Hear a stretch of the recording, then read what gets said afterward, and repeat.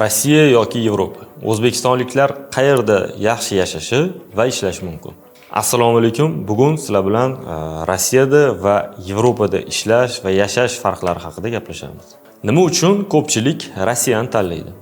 Chunki birinchi navbatda Rossiya biz uchun geografik jihatdan joylashuvi yaqin va Rossiyaga hech qanday viza talab etilmaydi. Ikkinchi sababi bu rus tili. To'g'ri, aholilarimizni ko'p qismi rus tilini bilmasa ham, lekin rus tilini Yevropaning boshqa davlatlari tillariga nisbatan o'zlashtirish nisbatan osonroq va rus tili biz aholi uchun nisbatan tushunarliroq til bo'lgani uchun Rossiyani tanlashadi. Undan tashqari Rossiyada ko'pchilikni tanishlari bo'ladi yoki o'sha ishlab yurgan og'aynisi bo'ladi, boshqa bo'ladi. Hamma o'zini tanishini oldiga intilishga harakat qilishadi. Lekin oxirgi paytlarda Rossiyada migrantlar soni, aynan o'zbekistonliklar soni nisbatan kamayib, asosiy e'tibor Yevropa tomonlariga qaratilmoqda. 2024-yilgi statistikaga olib qaraydigan bo'lsak, bu ma'lumotni Gazeta.uz nashridan olib ko'rdik. 2024-yil hisobiga, ya'ni yil boshidan Rossiyada umumiy hisobda 1,792,000 ta O'zbekiston fuqarolari istiqomat qilishgan. Buning ichida ham legal yurganlari bor, ham nolegal yurgan fuqarolarimiz bor. Lekin 2025-yil dan mana hozirgi kungacha oladigan bo'lsak, migrantlar soni 1,7 baravarga qisqargan. Ya'ni 689,000 ta, bu taxminiy ko'rsatkich 689,000 taga yetgan. Bunga yetarli sabablar bor albatta. Birinchi navbatda bu legal yurasizmi yoki nelegal yurasizmi, Rossiya ya'ni Federal migratsion xizmati tomonidan doimiy ravishda uyushtirib turiladigan reydlar, ya'ni tadbirlar. Bundan tashqari politsiya tomonidan o'sha migrantlar nisbatan ko'p bo'lgan joyda, ya'ni migrantlar ishlaydigan o'sha bozorlarda deymizmi, do'konlarda deymizmi, qurilish obyektlarida deymizmi, ommaviy tarzda o'tkazib turiladigan reydlar. Bu albatta fuqarolarimizni ishlashi, yashashi va o'zlarini erkin his qilishlari uchun juda ham katta to'sqinlik qiladi. Shuning uchun bu holatlardan charchagan yurtdoshlarimiz o'z e'tiborlarini asosan Rossiyadan olib Yevropaga qaratishdi deb o'ylayman. O'zi umuman nima uchun Rossiyadan Yevropa yaxshiroq? Shunaqa odamlarni bilamiz, 10 yillab, 12 yillab, 15 yillab, 7-8 yillab Rossiyada ishlagan, Rossiyada yashagan, lekin so'zlashuvga kelganda rus tilini umuman o'zlashtirmagan odamlar bo'ladi. Lekin Yevropada 1 yil bo'lmasdan yashab, ishlab yurgan odamlar bilan gaplashganingizda, aynan o'sha davlat tilini kamida so'zlashuv darajasida o'zlashtirgan bo'ladi. Bu o'z navbatida ikkala davlatdagi, ya'ni ikkala davlatda bo'lib turgan fuqarolarimizni nimadir o'zlashtirishi, dunyo qarashi qanaqa o'zgarishi, shu tomonlarni ko'rsatib beradi. Aynan shu tomon.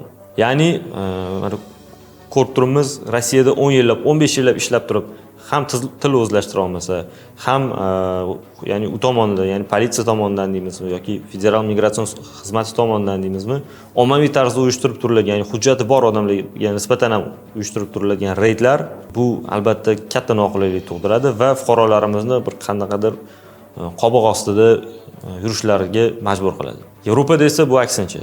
Yevropada birinchi o'rinda inson huquqlari bo'lganligi uchun, u xoh migrant bo'lsin, xoh o'sha tub aholi bo'lsin, отношение bir xil. Ya'ni insonlarga bo'lgan munosabat bir xil. Chunki agar siz qonunan yurgan bo'lsangiz, mehnat shartnomasiga asosan, kerakli tartibda, kerakli turdagi vizani, ya'ni D mehnat vizasini olib, siz shartnoma tuzgan korxonada ishlab, legal yurgan bo'lsangiz, sizga nisbatan na migratsion xizmat tomonidan, na politsiya tomonidan hech qanaqa bosim uyushtirilmaydi. Agarda siz yaxshi ishlab, til bilib, ish beruvchi bilan bo'lgan munosabatlarda o'zaro kommunikatsiya qila olsangiz, ya'ni muloqot qila oladigan darajada bo'lsangiz va u yerda ishlab yuradigan bo'lsangiz, qonuniy tarzda sizga hech kim hech qanday reyd uyushtirmaydi, hech qanday yomon munosabat bo'lmaydi. Agarda sizda hech qanday yomon zararli odatlaringiz bo'lmasa yoki intizom tartiblarini buzmasangiz, o'sha mehnat shartnomasida albatta intizom, o'sha trudovой disiplina degan joy bor. O'sha punktlarni buzmagan holatda yuradigan bo'lsangiz, sizga nisbatan hech kim tomonidan hech qanaqa yomon munosabat ham bo'lmaydi, ishdan bo'shatish holatlari ham bo'lmaydi va eng asosiysi ishlatib pulingizni bermaslik holatlari ham bo'lmaydi. Rossiyada bu narsa juda ko'p bo'lgan. Shaxsan o'zimni misolimni ham aytishim mumkin. 2013-yil, 14-yillari, 14-yil oxirigacha, ya'ni 15-yilgacha o'zim ham Rossiyada ishlaganman va bu narsalarni o'zim ham shaxsan boshimdan kechirib o'tganman. Va juda ko'p holatlarda ko'rganmiz, o'zim guvohi bo'lgan narsalarim ham, holatlarim ham. Hujjati bor odamlar kechasi bilan ishlab, qurilish obyektlarida ishlaganman. Menga noma'lum aynan qayerda ishlagani shaxsan o'zim ko'rganman. Ishdan chiqib ostanovkada turgan odamlarni shunchaki gazelda kelishadimi yoki o'sha politsiya o'zining mashinasida keladimi, hech qanday sabablarni ko'rsatmasdan mashinaga chiqishlarini ishora qiladi, odamlar o'zi bilib chiqib ketaveradi. Bu albatta juda ham achinarli holat. Juda ham achinarli holat, chunki bu bilmadim buni qanaqa nomlash mumkin. Bu juda ham xunuk, juda ham noqulay, ayniqsa ishdan charchab chiqqan odamlarga nisbatan, aynan odamlarga nisbatan bo'lgan juda ham yomon munosabat deb o'ylayman. O'shaning uchun o'zgarish vaqti keldi. Eng yaxshi tanlov, agar siz qo'lingizda hunaringiz bo'ladigan bo'lsa, rus tilini muloqot darajasida biladigan bo'lsangiz yoki ingliz tilini yoki nemis tilini muloqot darajasida biladigan bo'lsangiz va ingliz tili, nemis tilidan sertifikatlaringiz bo'ladigan bo'lsa, O'zbekiston uchun kvota ochilgan mamlakatlar tomonidan, ya'ni Yevropadan ba'zi bir davlatlarda O'zbekiston uchun kvotalar ochilgan. Aynan o'sha davlatlarga qonuniy tarzda hujjat tayyorlab, qonuniy tarzda vizani olib, tegishli bo'lgan vizani, ya'ni D mehnat vizasini olib, qonuniy tarzda ishlashingiz bu siz uchun foyda bo'lsa foyda, ziyoni bo'lmaydi. Rossiyada umumiy holat yomon deya olmayman, chunki o'sha bandlik agentliklari orqali, migratsiya orqali Rossiyadagi korxonalar bilan mehnat shartnomasini tuzib ishlab yurgan odamlar ham bor. Va ularga nisbatan yomon muomalada bo'ladi deya olmayman. Sababi bu odamlar qonuniy tarzda ketganligi uchun, O'zbekiston migratsiyasi tomonidan ketganligi uchun tegishli tartibda hammasi hujjatlari taxlangan bo'ladi va ular davlat himoyasida bo'ladi. Lekin aytganimizdek viza rejimi yo'q dedik Rossiyaga. Ko'pchilik shunday bilet toptirib o'zini tanishini oldiga boradi, boshqasini oldiga boradi. U yerga borgandan keyin ish soatlari, ish grafiklari, ya'ni haftalik ish grafiklari, haftalik ish soatlari, kunlik ish soatlari ko'p holatda tartibga solinmagan bo'ladi. Ya'ni Yevropada haftasiga 48 soat ish. Minimalisti 40 soat ish. Bu degani 5 kun yoki 6 kunga bo'linadi ish soatlari. Va bu holat, bu ish grafiklari hammasi mehnat shartnomasida ko'rsatiladi va aynan o'sha mehnat shartnomasida ko'rsatilgan tartibda amalga oshiriladi. Agarda qo'shimcha soat bilan ishlanadigan bo'lsa, qo'shimcha soatga alohida hisob ketadi. Ya'ni siz ishladingizmi, ishlagan soatlaringiz uchun albatta haq olasiz. Chunki buni hammasi mehnat shartnomasida ko'rsatilgan. Va siz o'sha davlatni qonuniy himoyasida bo'lasiz. Sababi mehnat shartnomasi aynan o'sha davlatni mehnat kodeksiga asosan tuzilgan bo'ladi. Va mehnat kodeksida mehnat qilish tartiblari hammasi qoidalari tartibga solingan bo'ladi. Va ertaga siz bu narsani qonuniy tarzda so'rab olishga ham haqqingiz bor. Sababi siz o'sha davlatda qonuniy ishlaganingizdan keyin qo'lingizda o'sha korxonaning kafilligi ostida berilgan karta bo'ladigan bo'lsa, siz birinchi o'rinda qonuniy tarzda o'sha korxona shtatkasida turasiz. Ikkinchi o'rinda sizga oylik albatta bank orqali kartangizga tushadi va oylik sizga o'tkazilganda siz o'sha davlatga o'sha soliqlarni ham to'lab yurgan bo'lasiz. Ya'ni bu hammasi qonuniylashtirilgan bo'ladi va siz o'sha davlatning himoyasida bo'lasiz. Ya'ni sizga nisbatan hech kim yomon munosabatda bo'la olmaydi va asossiz ishdan bo'shatishga ham haqqi yo'q. Rossiyada esa buni aksi. Agarda siz ishlaydigan bo'lsangiz, yoqmaydigan bo'lsangiz, agarda siz noqonuniy tarzda ishlab yurgan bo'lsangiz, ko'p holatlarda oylikni bermagan holatlarni ham eshitganmiz. Ayniqsa Rossiyadagi eng yomon tomoni rezinovый kvartiralar degan tushuncha bor, ya'ni atama bor. Bu degani ikki xonali kvartirada 20 kishi ham, 30 kishi ham yashagan holatlarni eshitganmiz. Bu juda ham yomon holat. Bu birinchidan gigiyenaga to'g'ri kelmaydi. Ishdan charchab kelgan odam uchun juda ham katta noqulayliklarni olib keladi. Yevropada bo'lsa, bitta odam uchun 7,5 kvadrat metr ajratilgan. Ya'ni ikki xonali kvartira bo'ladigan bo'lsa, o'sha 7,5 kvadrat metrga to'g'ri keladigan nechta xona kvadraturasidan kelib chiqib, o'sha 7,5 ga bo'linadi va o'sha sondan kelib chiqqan holatda odam joylashtirish mumkin. Agarda undan oshib ketiladigan bo'lsa, mabodo tekshirish holatlarida shu qoidabuzarlik aniqlanadigan bo'lsa, unda kvartira bergan odamga katta jazo tayinlanadi. Yevropada esa bu narsa qattiq nazoratga olingan va kvartira beradigan odamlar ham, boshqalar ham bu narsaga qat'iy amal qilishadi. Ya'ni rezinoviy kvartiralar tushunchasi Yevropada yo'q. Yana bir shartnomada ko'rsatilgan narsa bu, ya'ni Yevropa misolida aytaman, har bir qonuniy tarzda ishlab yurgan odam, shartnoma asosida ishlab yurgan odam, o'sha qaysi korxona bilan shartnoma tuzib, aynan o'sha korxonada ishlab yurgan odam, korxona intizomlarini buzmasa, korxona reglamentiga asosan ishlasa, korxona rahbariyati bilan munosabatlari yaxshi bo'ladigan bo'lsa, qonuniy tarzda shartnomasida ko'rsatilgan holatlar bor, ya'ni mehnat ta'tili va pensiya jamg'armalari bor. Pensiya jamg'armalari haqida ko'pchilikda ma'lumot bo'lmasligi mumkin, lekin pensiya jamg'armalari Yevropada ham yuritib boriladi. Ertaga mehnat shartnomasini tugatib keladigan paytingiz o'sha pensiya jamg'armalari bo'yicha tegishli hujjatlarni olib kelib o'zimizga topshiradigan bo'lsangiz, bu albatta hisoblanadi. Ikkinchi tomonlama bu mehnat ta'tili, ya'ni qonuniy to'lab beriladigan mehnat ta'tili. O'sha mehnat shartnomasida ko'rsatilganidek yiliga 20 kunlik mehnat ta'tili belgilanadi. Mehnat ta'tilini olish uchun albatta u o'sha otdel kadr bilan gaplashgan holatda hammani birdaniga qo'yib yubora olmaydi. Agar mavsumiy ish bo'ladigan bo'lsa qo'yib yuborishi mumkin, lekin uzoq muddatli shartnoma tuzilgan bo'lsa, mehnat ta'tilini o'sha otdel kadr bilan gaplashgan holatda ma'lum vaqtga kelishilgan holatda olib beriladi. Ya'ni bu holatlar bor.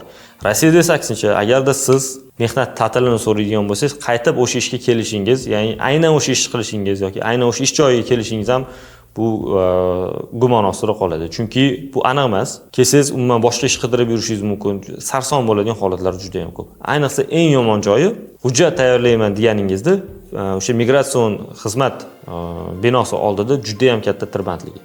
Yaqinda agar ko'rgan bo'lsanglar, aynan o'sha joyda juda ham katta ko'ngilsiz holat bo'lgan. Ya'ni odamlar soni ko'pligi, bir-birini qisib qo'yganligi holatlarida, ya'ni orada qolib ketgan odamlarda afsuski nobud bo'lib qo'ygan odamlar bor. Aynan o'sha hujjatni tayyorlash vaqtida. Ya'ni bu tomoni o'sha mas'ul idora tomonidan ko'rib chiqilmagan.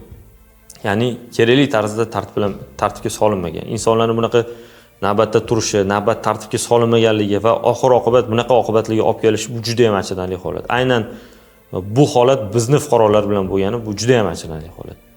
O'shaning uchun Rossiyaga ketasizmi, Yevropaga ketasizmi, qaysi tomonga ketishingizdan qat'iy nazar qonuniy tarzda ketishlik yo'lini ko'rib chiqing. Shunchaki bilet olib o'zingiz tanishingizning oldiga boradigan bo'lsangiz ham, u tanishingiz siz uchun doimiy ravishda javobgar bo'lishi u majbur emas. Chunki chetga chiqqandan keyin avvalambor hamma o'zi uchun o'zi javob beradi. Shuning uchun o'zingizni haq-huquqlaringiz himoya qilingan bo'lishini xohlasangiz, birinchi o'rinda qonuniy yo'l bilan chiqish yo'lini to'g'ri deb biling va aynan shu yo'lda tanlashingizni maslahat beramiz.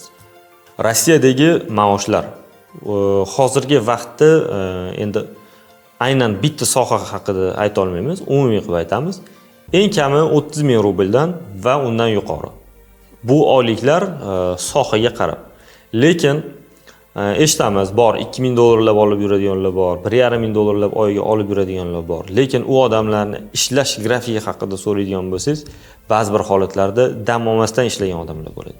Ya'ni kuniga 12 soatlab ishlagan odamlar bo'ladi. Haftasiga bir kun dam olmasdan 2 haftada bir oladimi yoki bir oyda bir dam oladimi? Shu grafik asosida ishlab shu maoshni topgan odamlar haqida eshitganmiz. Yevropada esa aksincha, ya'ni ishlagan soatingizga nisbat qilib oylik chiqazib beriladi. Lekin siz dam olmasdan ishlayman desangiz, umuman ta'til olmasdan ishlayman desangiz, bunga avvalambor rahbariyatingiz e'tiroz bildiradi. Chunki birinchi o'rinda ishchilarning sog'lig'i va aynan shu ishchilarga korxonani javobgarligi turadi. Agarda xudo ko'rsatmasin ishchilarga nimadir bo'lib qoladigan bo'lsa, korxonalarda albatta javobgarlik bo'ladi. Shuning uchun korxona ish grafikiga doim qat'iy nazorat qilishni talab etadi. Oyliklari esa aynan shu ish soatlaringizdan kelib chiqqan holatda beriladi. Bolgariyada eng kam oylik haqqi 700-800 dollardan boshlanadi. Latviya, Litvalarda ham u sohadan kelib chiqqan holat albatta, lekin eng kam ish haqqi 900-850 atrofida bo'ladi yevroda. Ya'ni sohadan kelib chiqqan holatda va ish soatidan kelib chiqqan holatda, albatta dam olish kunlarini hisobga olib, ya'ni dam olishingiz shart.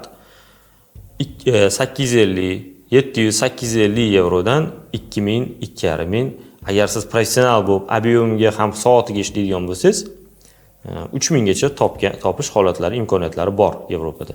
Yevropada ishlamoqchi bo'lsangiz, aynan ishlab chiqarish yo'nalishida ishlashga qiziqqan, ishlashni xohlovchi bo'lgan insonlar uchun maslahatim, birinchi o'rinda siz ishlamoqchi bo'lgan korxonangizni yaxshilab o'rganing. Nima uchun? Chunki katta hajmda ishlaydigan korxonalarda, ya'ni 3 ta smenalab ishlaydigan korxonalarda, katta объемda ishlaydigan korxonalarda doimiy ravishda, ya'ni xalqaro darajaga chiqish uchun ISO standartini olish kerak bo'ladi. Aynan shu korxonalar agar ISO standartini olgan bo'lsa, ko'ngilli xotirjam qilishingiz mumkin. U joyda yashash sharoiti yaxshi, u joyda ishlash sharoiti yaxshi. U joyda o'sha ishchilar uchun yaratib berilgan sharoitlar yaxshi bo'ladi.